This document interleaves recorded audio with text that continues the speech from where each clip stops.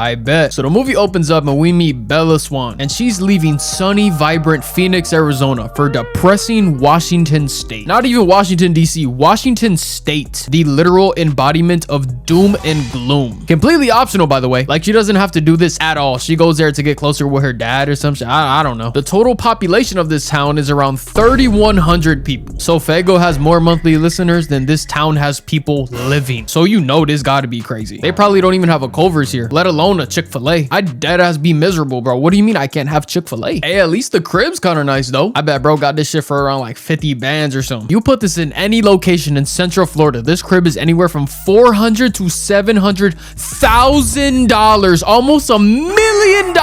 It's actually ridiculous, bro. I was looking to buy a crib this year, not anymore. I bought J. Cole tickets instead. So it's Bella's first time being back here in a while, and her dad have the most awkward interactions I've ever seen, bro. You would have thought this was their first time meeting. Also, the fact that she calls her dad Charlie instead of, I don't know, dad, doesn't really help either. We get introduced to Billy and Jacob Black, and fun little fact for y'all, when I was little, people told me I looked like Jacob all the time, and that is the sole reason why I watched these movies at like 10 years old. Anyways, Charlie bought this heaping pile of orange shit they call a car for Bella so she could get around town and stuff. And today's her first day of school in March. In the middle of the school year, she has her first day of school now. I have zero clue why she couldn't wait a few more months and start school next year. Seems kind of fucking dumb to me. She arrives at school in the hoopty. That shit starts farting and shit loud as hell. I totally forgot how awkward this movie is, bro. Like, I'm dead ass about to vomit. There's so many scenes throughout this movie that I'm just gonna skip just because it's pure awkwardness, bro. Like, it's genuinely hard to watch. Like, it makes me want to vomit watching Bella try and make friends. So we're at lunch now, and the black guy from earlier just randomly kisses Bella. I have no clue why, but that aside, you know what I'm saying, more important shit happens. We get introduced to the Cullens, and when I tell y'all these niggas stick out like a sore thumb, I mean it. They're all pale as hell and they look like they're in their 30s. Shout out Rosalie and Alice, fine ass, you know what I said, those my babies and shit. I'll photo the long way, never the wrong way. Those my little baby though. We see Emmett's big ass. This nigga's like 6'5", 250 pounds. He should be playing linebacker somewhere in the NFL. Then we see Jasper. He looks like the artsy weird type. And then we see Edward walk through the door, or how some of y'all little niggas might know him as, Batman. Yes, this is Batman, ladies and gentlemen.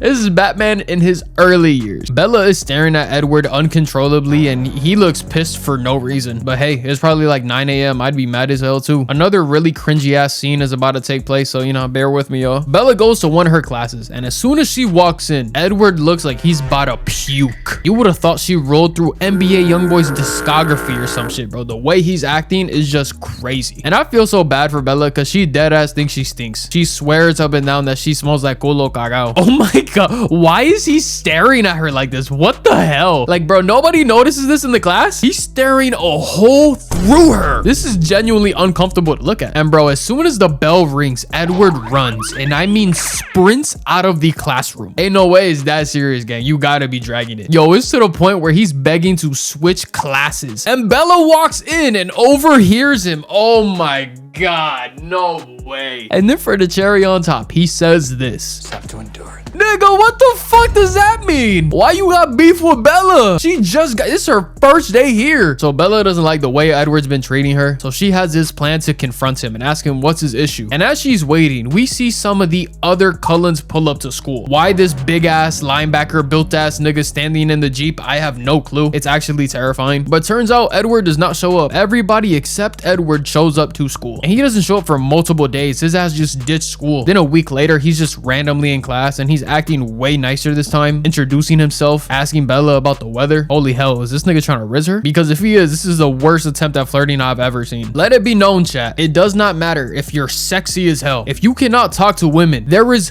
zero chance for you in this world. You will die alone. I'm gonna give y'all a little bit of advice, you know what I'm saying? Learn how to speak to women properly, have some little confidence, you feel me? Talk with your chest out, chin up, and if you do all those things correctly, there is hope for you. Even if you're a chop like my son Bila. They get to chopping it up after class, and Bella asks him what's up with his eyes, because before he left they were pitch black and now they're golden brown. Very good question, Bella. Extremely sus, honestly, because he just walks away after this. It's later on in the day, and I think school is over. Everybody's just outside chilling by their cars. Mind y'all, Bella is over here and Edward is all the way over here. Just remember that. A wild driver loses control in the parking lot and almost kills Bella until Edward saves the day, denting and stopping this car with his bare hands. After saving her life, Edward Edward just runs away, aura farming and shit. And I can't even lie, that's kind of swaggy. I gotta give it to him. She ain't ever gonna forget that moment for the rest of her life. That's a W strat, Edward. I gotta give it to you. We're at the hospital now. We meet Carlisle, my goat. I love Carlisle so much in this franchise. He's such a sweetheart. And he checks out Bella for any injuries or whatnot, which she doesn't have. He says that she's all good. Now she goes to call her mom to let her know that she's fine and everything, and she overhears all the Cullens talking. Yes, yet another awkward ass scene. Oh my god, I hate this movie, bro. All the other movies later on get way better with the awkwardness, but this one is so bad. So whatever, the other Cullens leave and Edward's talking to Bella, and this man is gaslighting the absolute shit out of her, talking about some, I was right next to you. What are you talking about? Oh, you hit your head pretty hard, didn't you? But hold on just a minute, y'all, because it gets way better. Just hold on, because Bella's firm on what she saw. She's not falling for that. And then this nigga has the gall, the absolute balls to say, well, nobody's gonna believe you, so it doesn't matter. What kind of shit is this? That's something I would say in like first grade when I took somebody's crayon and they were gonna snitch on me. Then later on, he just pops in her room watching her sleep, but the second she turns on the lights, he's gone. He really got this bitch thinking that she's dreaming about him when he's actually just in her room. Edward, buddy, you're bugging like crazy right now. I need you to tighten up, gang. This is getting scary. We're at school and people are talking about going to the beach, and Bella invites Edward. You know, I'm trying to be nice and shit, and then he just doesn't show up. He's giving her a bunch of mixed signals. We shouldn't be friends, you know what I'm saying? Giving her the whole runaround. But when Bella and her friends go to the beach, they run into Jacob, and he tells us an old story basically saying that the Cullens aren't welcome in his neck of the woods, something dating back to his ancestors and their ancestors. It's finally a sunny day in Washington state, and Edward and them do not show up. Apparently this happens all the time. Carlisle takes them to go hunting or something, I don't know, but the girls go dress shopping for prom, and Bella heads to this bookstore. And once she leaves, she gets harassed by these group of guys when out of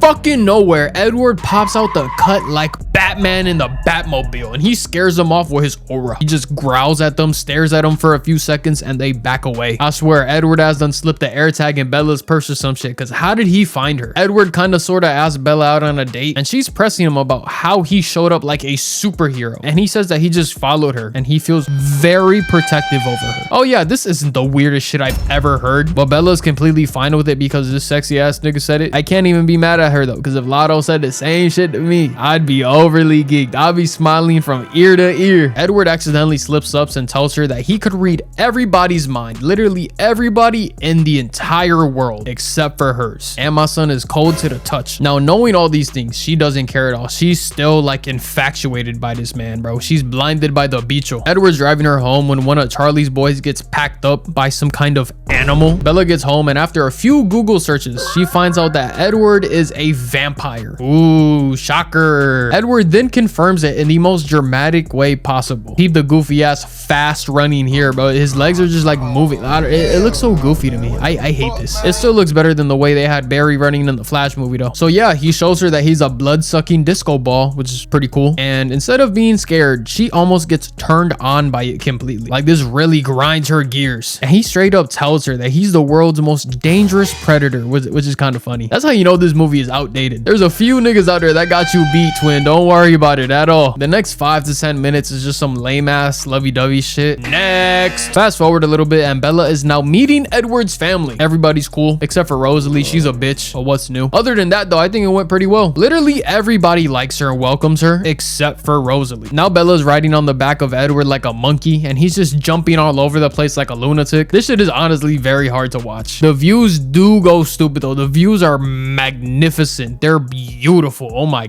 God, bro. I swear, Edward has nothing better to do in this world than stalk Bella, because she can't even be on the phone with her mother without him just appearing and scaring the shit out of her. Like, gang, just knock on the door, knock on the window, do something. She asks him if he does that a lot, and he says, not too often, just the past couple months, that's all. Excuse me? Months? Like with an S? Meaning multiple? That is so creep. Oh my, why? Just announce yourself, bro. She likes you. Like, you don't gotta do all this weird shit. And then I have to watch the longest lean in for a kiss ever. This shit is like 15 seconds. Like, why is everything these two do so awkward? It's so unbearably awkward. Skip a little bit and there's a thunderstorm in town, which means baseball for the vampires. And Bella is invited to be the umpire, spending some quality time with Edward's family. I like it. We got Alice over here looking like Oral Hershiser, and Shawty smacks the shit out of this ball. It goes flying. Hit it so hard it sounds like thunder. But Edward got an absolute hose on him, and he throws her out at home. And then the fun gets ruined because niggas can't do shit, bro. They can't even play ball in peace because Mr. Terrific weird ass and his creepy friends pull up and they have this weird ass standoff for Bella. I can't take nothing in this movie serious, gang. So it turns out James, this bastard right here, is a tracker, and Edward read his mind, so he knows exactly what he was thinking. Read his mind and everything, and he knows that he's never gonna stop following Bella until he drinks her blood. So she has to get far away from here, blah blah blah. She's mean to Charlie though, which, you know, makes me sad because that's my dog, you know. So I fuck with Charlie heavy. She's driving away, and classic jump scare by Edward. Like, you can't warn anybody. Like, holy shit, bro, she should make you wear a fucking bell. We get to the crib and they split up to confuse James. The girls are wearing Bella's clothes to give off her scent, and Alice and Jasper are driving her to Phoenix. James eventually figures it out and everybody starts panicking because Alice gets a vision about Bella's old ballet studio, so you know it's just about to go down. James then kidnaps Bella's mom, so now she's gotta go dolo to save her. When she pulls up, she finds out that her mom ain't even there. Buddy done tricked her goofy ass. He throws her around a little bit, making her bleed, and with the swiftness, my son Edward pulled up wanting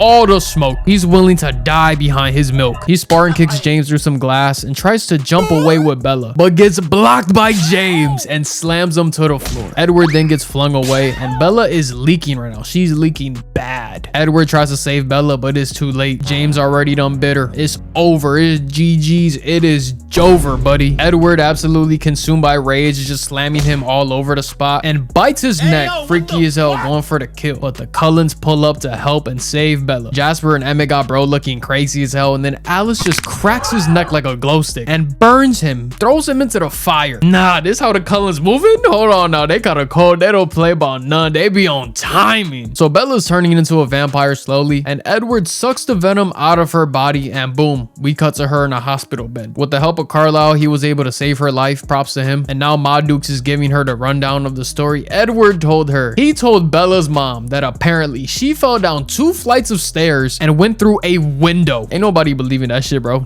Nobody in their right mind is believing that shit. What are we gonna say about the big ass bite mark on her arm? Was that glass also? So whatever, you know what I'm saying. Edward and Bella are at prom now, having a good time. He drops her off to go park the car, and Jacob comes out of nowhere to tell her that his dad said to break up with Edward and that they'll be watching. Pretty goddamn weird, but all right. But then Edward and Jacob have this stare down, and when he walks away, he says, "I'll leave you alone for 2 seconds and the wolves descend."